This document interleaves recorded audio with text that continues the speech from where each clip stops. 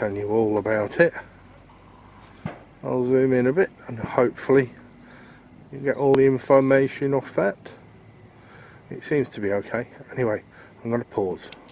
Now that storage house I was mentioning is a granary. And it says, please do not open the granary. There's the information for it. Sorry, it's a bit shaky. But there we go. Now I'll come back out. I will pan right round. And if you look very carefully, you can see where the dicky birds are defecated in the granary. Now, to give you an idea, this is what it looks like inside a small roundhouse. You've got bits and pieces down the bottom there for storage and what they used to carry things in. And it's a nice thatch roof. This one's too small for fires or anything, so wandering around a bit. But if you come out here and you look through, you can see that it's just interwoven twigs in stakes into the floor. Now if we come a bit further round, you can see the mud and animal dung mix that make the outside waterproof and windproof. So that's how they do it. Nice and simple, can't be bad. Now if you look at this is your roof coming out from your pointy bit all the way down. Now as you come down, you see how low the roof is compared to the floor. But if you look at the floor, around where the edge of the drips come off, you can see a trench, a ditch, which is a drip ditch. That allows the water to run off from the roof and goes into a ditch. It makes it itself. It's not actually dug out by us. It might be here, but it wouldn't be normally in the olden days. It'd just be that, with maybe a little area dug out to let the water run down the hill away from the building. Well, as we look at this, I'll zoom out a bit. This is a toilet. The bowl on the left of this picture would normally contain such items as straw or something to wipe your bum. That's your hole, and that is the hole into the floor. Animal skins are hung around on the inside to stop the wind and the drafts coming through, offering a little bit of protection, not a lot. Now this is the remnants of a building that has fallen down, only mud walls, and it gives you an outline of the footprint. It's not very big. Then you go across and you can see another one that's falling down, but yeah, gives you an idea of what mud will take. It's obviously a few years, because otherwise it would have been gone by now.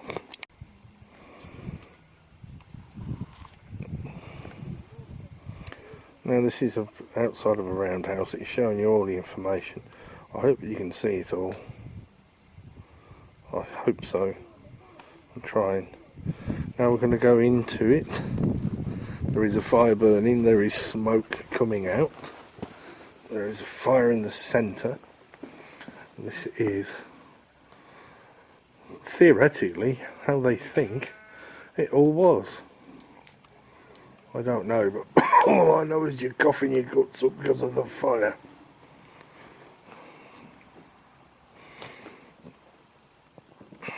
And there's some more information. Hope you can read that. It's almost on the full screen on me, so hopefully you can. But yeah, it seems like the whole family lived in a place like this. Just beautiful. And just to give you an impression of the size, there's Jane. Turn to face me and wave. Yes, not very good. Smoke's getting in the eye. Yes, smoke's getting in your eyes, darling, yes. Right, I'll take some photos in here now. Now you're seeing how our roundhouse was built. I'm holding on to it for a little while so you can actually see very clearly it gives you a good idea. It really does. Now we've gone inside the one that had the sign outside, and you can see all the different pieces as they think it would have been left and how it is today. Lovely really, very basic, but I should imagine it was quite warm. I don't see any reason why it wouldn't be. They must have sat down on wood and logs like this, otherwise it would have been very cold and wet. Obviously the hearth is in the middle again, different cooking pots. Iron Age they would have had wood, steel, so that's it. That's a quorn. Feed the stuff in the top, turn it round and mill your own flour. Not very good for your teeth, wears them out too quick. Usual stuff. Yeah, because it's got stone in it, hasn't it? Yeah. Yes, you do get stone in the flour, love, yes. Nice and simple construction. Wattle and daub again. Nice, just the one entrance in and out. I know we seem to have wood doors or wattle doors, but I don't think they were originally. Notice the fire irons, so you can put either side so you can roast over the fire. Very nice, very simple, very basic, but it worked. Now I don't know if you can see this, but I'll hold it on here for a little while. See if you can read it properly, because it's in light and shade, it's very difficult. Right, now we'll go in to give you an idea that later in the Iron Age they did have beds. The floor is chalk, it's very heavily banged down. They seem to have animal skins and blankets, which I should imagine they did. There's the type of clothing they wore. So it wasn't too bad. You pan around a bit, well, it looks like the back seat of a car, but it's not. The ceiling is a lot more vaulted. It's a lot higher. Seems to be a lot better for getting rid of the smoke. You come around, obviously stuff of great importance to them. Sorry, wrong way. Keep going round. Different pots, pans, amphora, which means since it was found down here, we must have been trading before the Romans actually come. Obviously a better quorn. So we're getting there. Then we come to, surprisingly enough, a loom. If we go down it very slowly, you can see it's all hand loom. One that probably has been used to prove a point. But that's it. Okay, we'll go out and we'll go into the next bit. Now you're looking at the fire in the big roundhouse. This looks like a community house, and I think that's what it would have been. It's quite a large size. It's not so boiling hot, but it's not so cold. That's to give you an idea of just how far Jane is away from me. That's the fire, which is in the middle. That's Jane right on the other side. That's the main beams going up to hold up the roof. And the roof, I'm afraid you can't see because it's very smoky off the fire. But it is enormous. It really is enormous. This is big. Now anybody thinks that these people were daft or silly, think again. Because these are big. The floor is chalk and rocks and pounded down so it's compressed. So you're no longer walking on mud floors. Bit better than some houses in the late 20th century.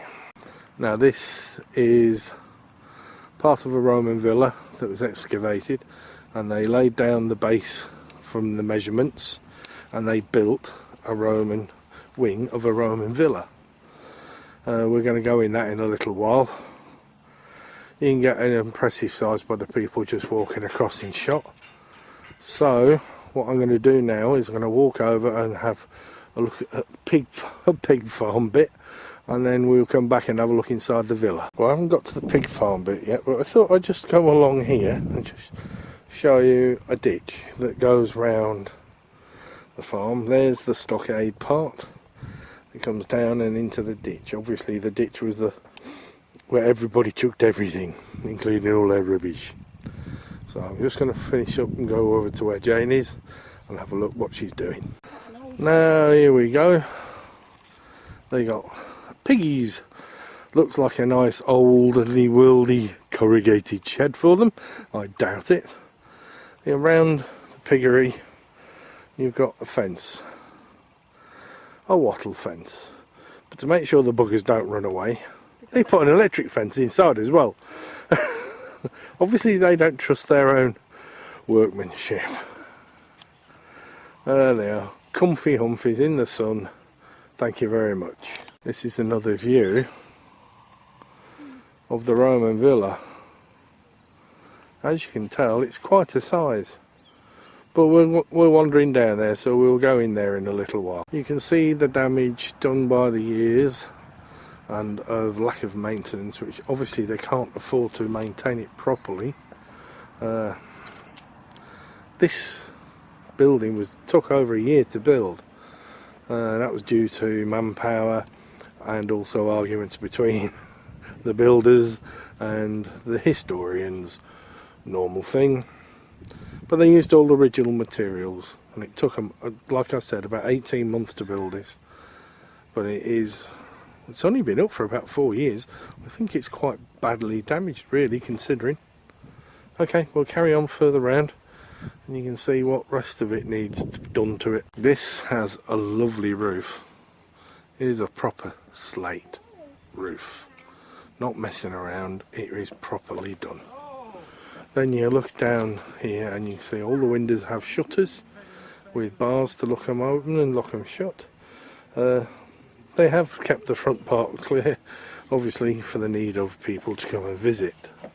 And we'll go inside and see what happens. Just thought I'd do this since this is outside the front. It says life in a Roman villa. So we'll zoom in just a touch and that should be it. But hopefully you can read all of it. I'm not wobbling too much. Now I'll go inside. Now we're looking here at the alcove for the family gods. Well, the house gods anyway. Going down, you've got a nice fire in here. Looks okay. Goes round. Certainly wouldn't have all that wicker work near it. But that's it. That's what they think a broom would be used like in Roman times. You've obviously got metal bits to keep the fire going. Looks like an incest burner of some description over there on the right, and then we come round to what looks like a modern barbecue, but I don't think it is. I think it's a stove in the kitchen, really. It's different. You can see the construction of the walls, internal walls, still wattle and daub, which I don't blame them. The roof is lined by wood, which is very surprising. Massive beams to support the roof. Really is good. Then you've got all the fat lamps. If I zoom in a bit, you can get all the fat lamps there. You can see them, no problems at all. Now we go along, we see a household bit. Now I'm going to have to change the battery on this. Bye. This is the main, central room. As you can see, it's got a nice fresco on the back wall.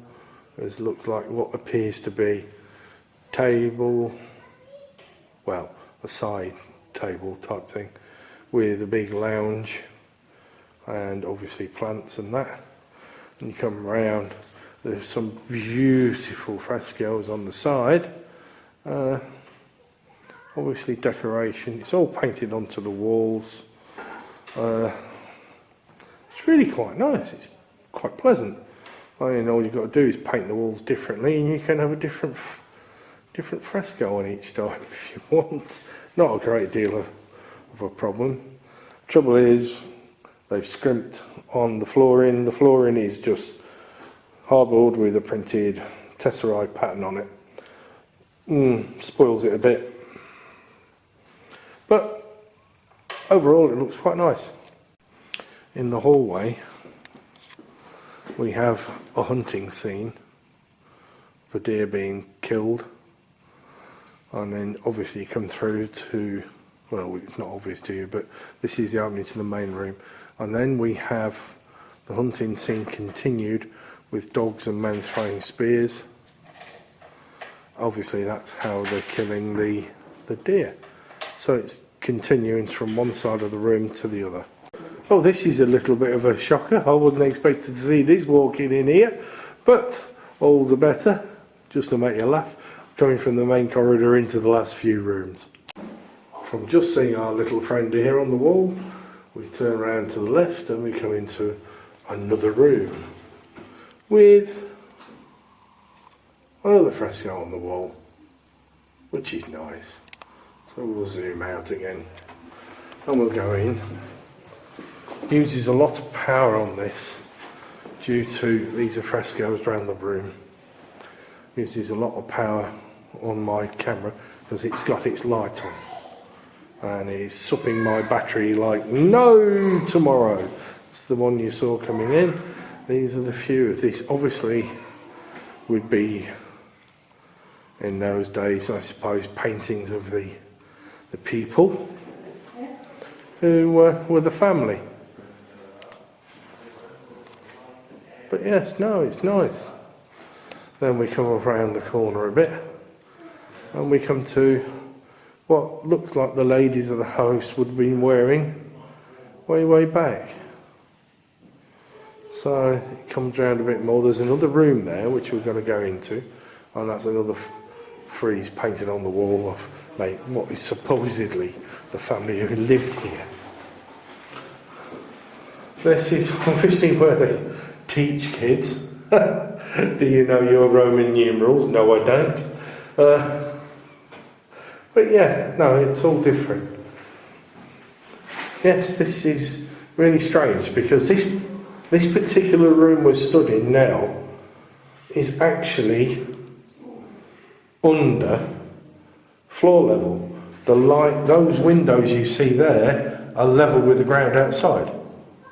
Right, I'm just going to pause and go back through the other room. Now this must be the worst for the house servants. The really worst. This is the entrance to the hypercourse, which means they only have that little bit of a roof over the top of the fire. The rest of it is open, so the fire can go and let all the hot air go through the building. And it is an operating hypercourse. It is really working. Right, here we go. We're going down the steps now, so I have to be careful where I'm walking. And we're going into the area where the slaves would be. Obviously you can see the pile of wood that they store down here for that. And this is the hypercourse fire. So it's outside the building. So this is where the poor slaves would be stood. The only exception would be to the elements is just keeping the rain off. But if you look up in the walls, you can see where the hypercourse tiles, chimney flues were. So it wasn't just warming up the walls, it warmed up all the walls where all the tiles went through and underfloor. But I think this one is just warming up tiles. I'll just have to go down and have a look. I can't see much, I'm sorry. I can't see in very far. But that's what it does. It warms up the rooms inside.